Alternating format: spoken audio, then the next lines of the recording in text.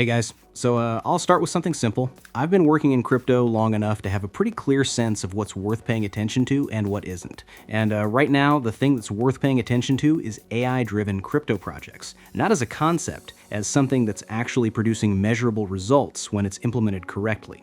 I've been inside this space for several years, and the last few months specifically, I've been putting serious time into testing automated trading infrastructure, how these systems are actually built, where they generate returns, and where they fall apart. So today, I'll show you what a legitimate AI setup looks like in real operation, and then I'm sharing some observations from my own process that I think are actually useful. Let's go. So platform is up right now, and I want to show you what a legitimate AI arbitrage setup looks like in actual operation. Not the pitch, the actual thing. Going into launch bot here. Okay, loaded. So first configuration is trading pair, and the range here reflects the fact that this system is running concurrently across multiple exchanges. That's the infrastructure behind the selection breadth. I'm going with Cardano, solid liquidity, meaningful price variance across exchanges makes for an interesting trade environment. Okay, next is receiving address field, so I'm switching to Trust Wallet. Okay, copying the address, back on the platform now, and pasting it.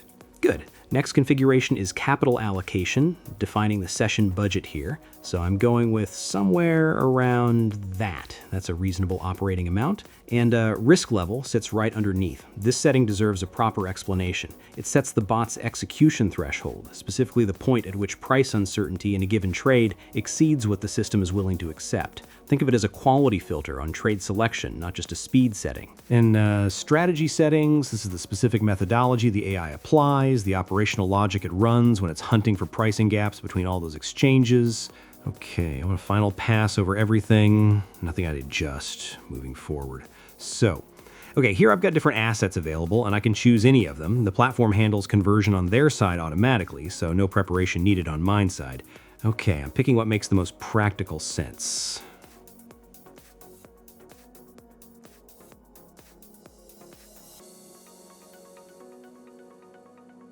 Good. Sending it over, launching it, and okay, we're live. Dashboard shows me all the necessary data, trades, win rate, average spread, and so on. And considering everything this system is doing simultaneously, the interface manages to stay genuinely navigable. Okay, now we let it operate for some time. I'm going to fast forward through this part.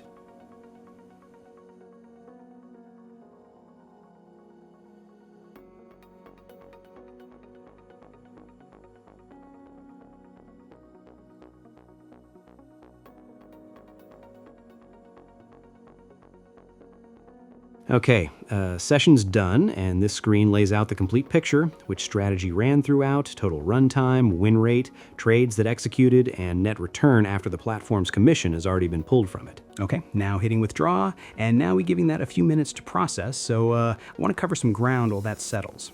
Okay, so I want to get into something that I consider the most practically valuable part of this conversation. I've been running a structured evaluation process across crypto platforms for years. Proper methodology, tracked results, not casual. And that process has put me inside a significant number of fake projects over time, more than I'd like. And the problem in concrete terms is that platforms have gotten good enough at mimicking the presence and distribution of legitimate ones that the distinction simply isn't visible without deliberate investigation. What's changed the scale of this problem significantly is that the cost of building something convincing has dropped to almost nothing. AI is the primary reason for that.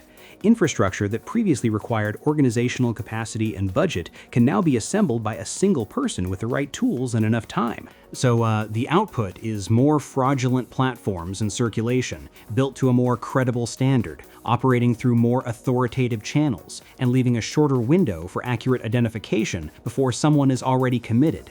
So from years of direct exposure to both sides of this, here's what my actual evaluation process looks like. First thing I do is spend real time inside the product. Not a surface level pass. I mean going through every section methodically, every setting, every piece of functionality the platform offers. Because something built with genuine intention has a coherence to it that's immediately apparent. The flow between sections makes sense. The functionality does what it claims. Nothing feels engineered to create the impression of a working product rather than actually being one. And when that coherence is absent, even if you can't immediately pinpoint where, you feel it. The second thing I do is run the core functionality repeatedly under intentionally different conditions, because one successful session tells me almost nothing useful. What I'm looking for is whether the system produces consistent results when the variables change, different configurations, different amounts, different market conditions. Does behavior stay predictable? Do the numbers hold up across sessions? And it's in that repeated testing where the real picture emerges, because manufacturing a convincing first impression is achievable, but replicating consistent performance across 24 sessions without the actual infrastructure to support it isn't. And so here's where I want to close this out. I've been putting this platform through that exact process for the past several weeks, deliberately rotated through different configurations and capital levels each time, because what I'm actually evaluating is how the system behaves when conditions aren't static, not how well it performs when everything is optimized in its favor. And every time I've adjusted the variables, the response has been correct. And that's the output of a real methodology applied over a real period of time. So that's everything from me on this one. Thanks for watching.